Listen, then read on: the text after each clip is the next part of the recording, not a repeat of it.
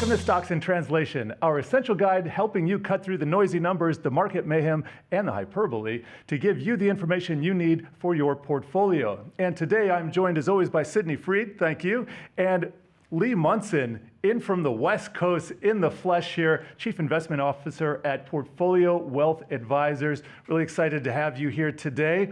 And what are we going to talk about? We're going to be talking about earnings and fundamentals and maybe some Fed on the side.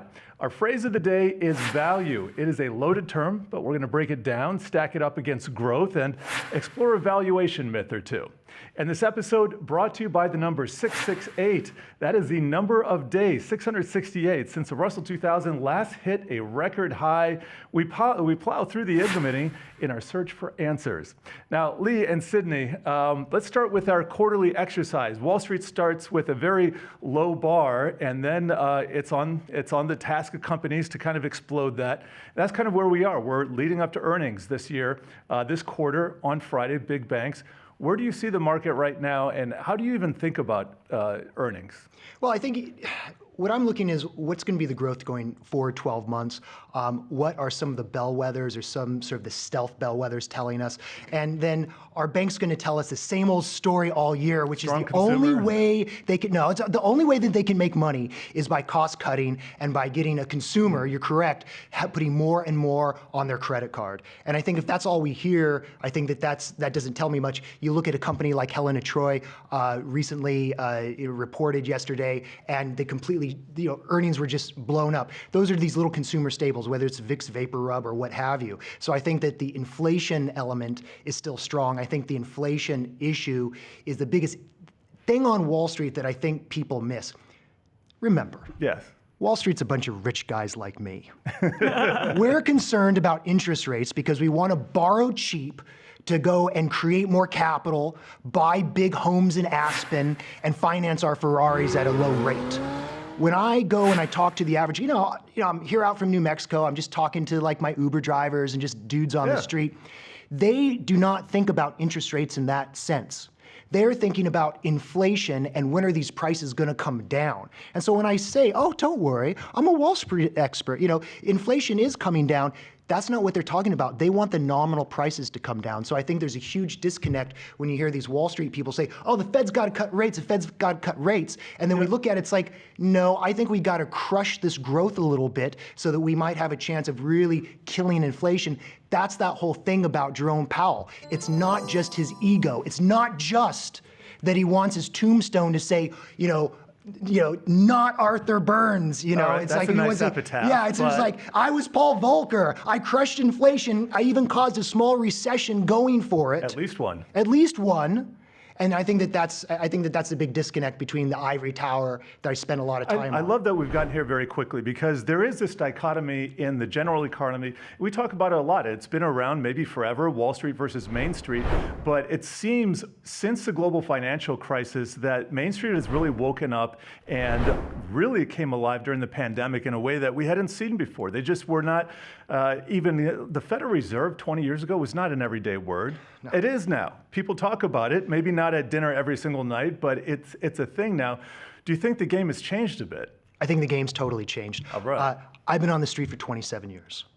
It was just, oh my God, it feels like, now you're in 668. Is that the magic number? I missed it by 2 days. Lee, don't go too far in self-reflection mode.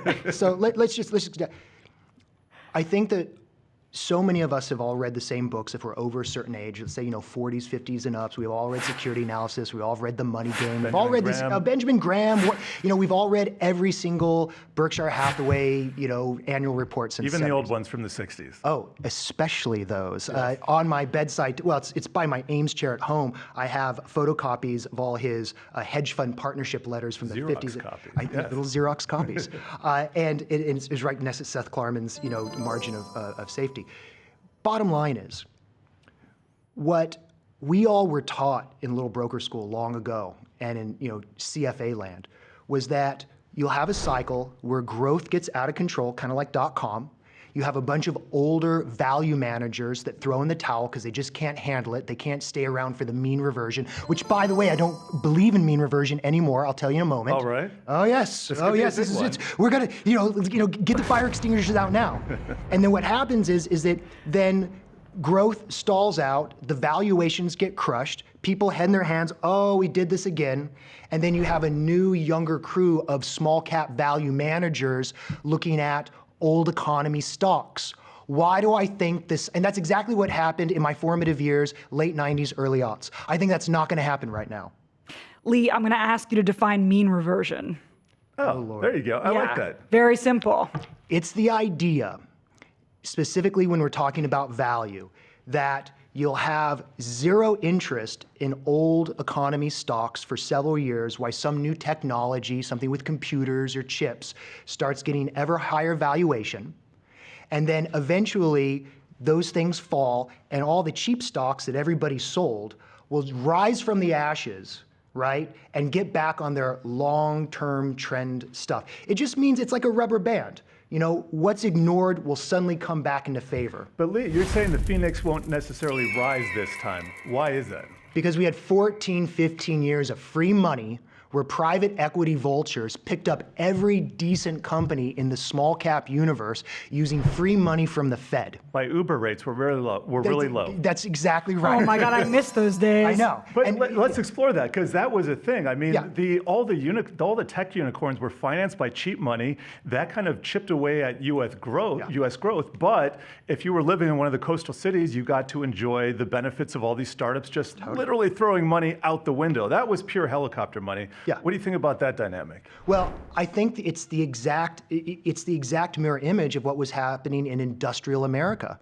We have a bunch of mid-sized companies, right, the middle market, that instead of going public like they were prior to 2000, were bought up by private equity and sort of integrated in large, non-public companies. And also those unicorns, they never went public. All that amazing growth early on that would have happened in public markets. And that the public could have participated in those gains, but they didn't. They didn't participate, and so you miss that. The other thing is, what's left in small cap value land isn't a bunch of semiconductor companies that blew up, or a bunch of tech companies that are out of favor, or something that just like missed earnings three quarters in a row. There are a bunch of asset plays, like, classic Peter Lynch stuff. You're talking about factories, Carl Sandburg, Smoke and Steel. That was a poet from a long time ago. Yeah, I was going to say, whoosh. You're talking about, like places that make bridges, that make little fasteners, banks, tanks, cranks, and shanks, that type of thing.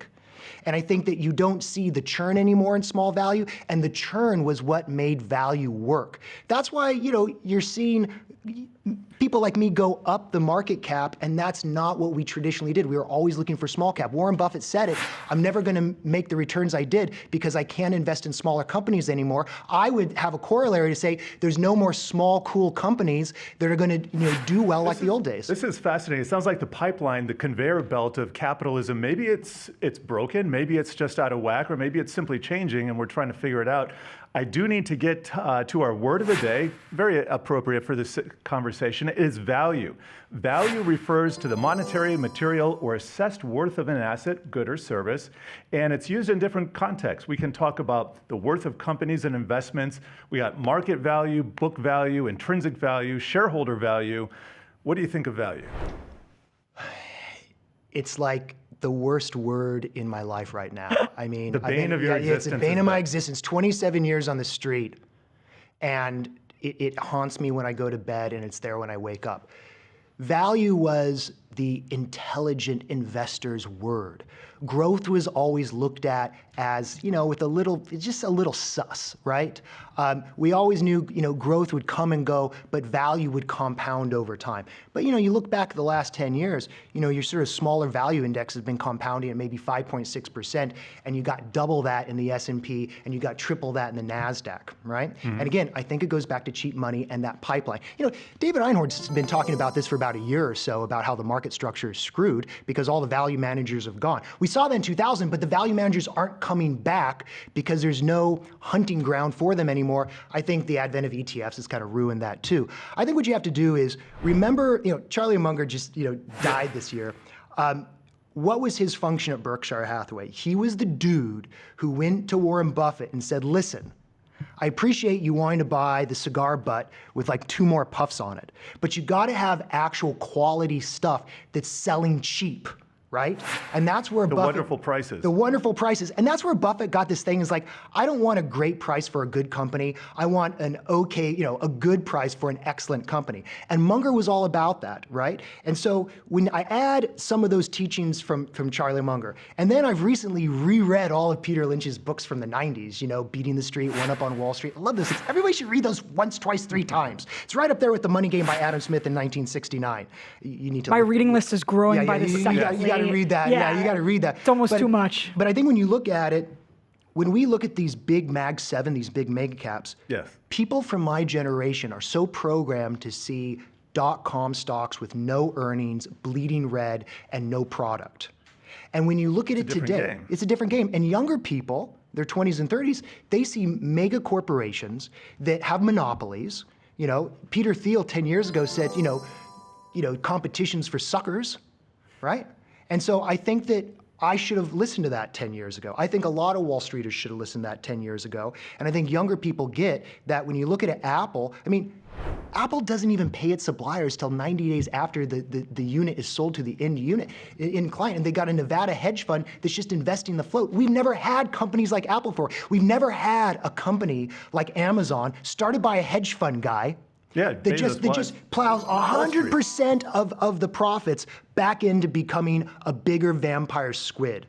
And I think because of that, there's this bias that people, my age and up have of being fearful of large growthy companies. But when you're looking at 20% growth rate, we're looking at 20+% growth rate going forward in the NASDAQ, which we all know is Mag 7 driven, yes, right? And then you have small value. The next forward is like 7.5% growth rate. Now, the valuations are half, right? I still have some small value and some large value. It saved my rear end in 2022. You get a little unexpected inflation. You saw February of 2022, the biggest move into value. That wasn't mean reversion. That was because people wanted assets. And I like hard assets. I'm not talking about gold. I'm not talking about commodities. You're talking about Bitcoin. Yeah, I'm not talking about, no. I'm talking about hard commodities as in a factory that you cannot build tomorrow that makes things that we need to make everything from a coffee cup to these glasses to our iPhones to whatever. NVIDIA H100 chips. That's right. All right.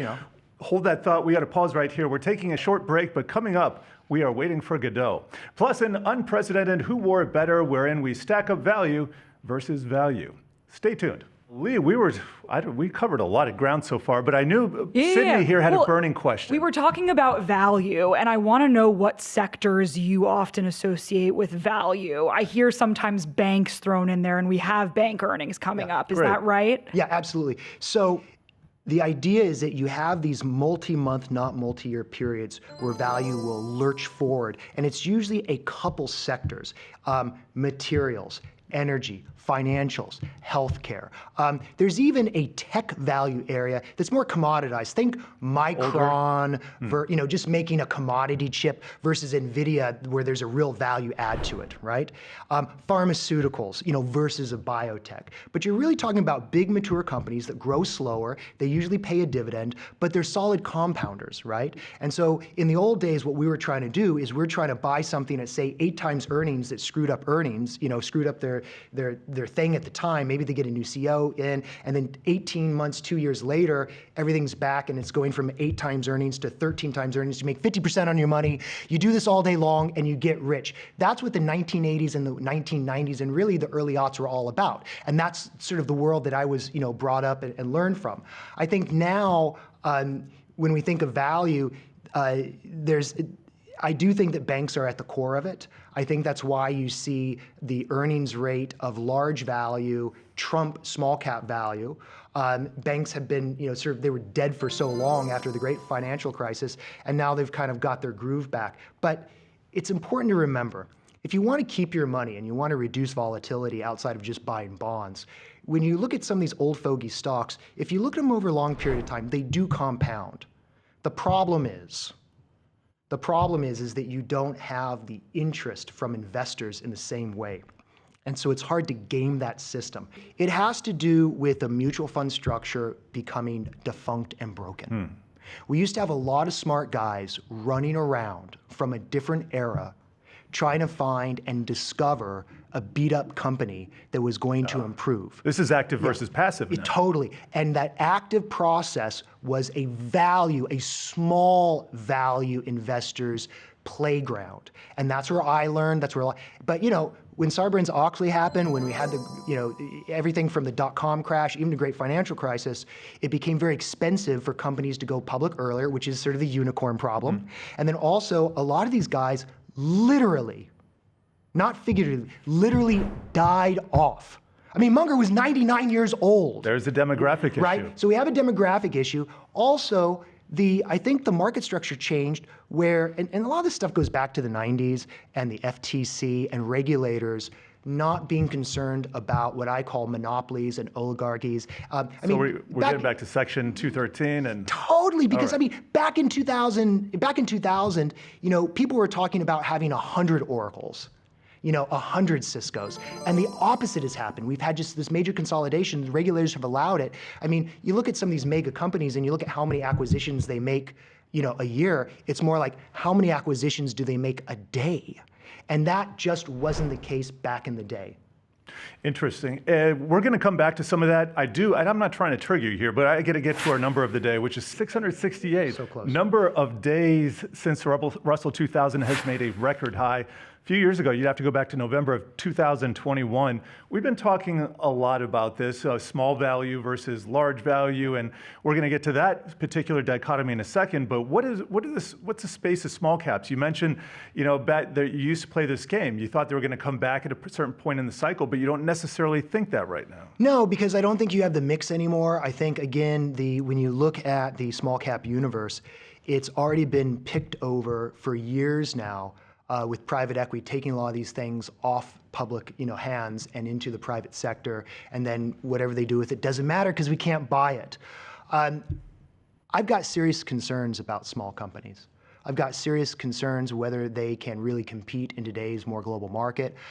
People have been saying this for years, but I think in terms of the stock movements, when you look at small value, the way that I look at it now is pretty much a diversifier where I want a mile long and an inch deep.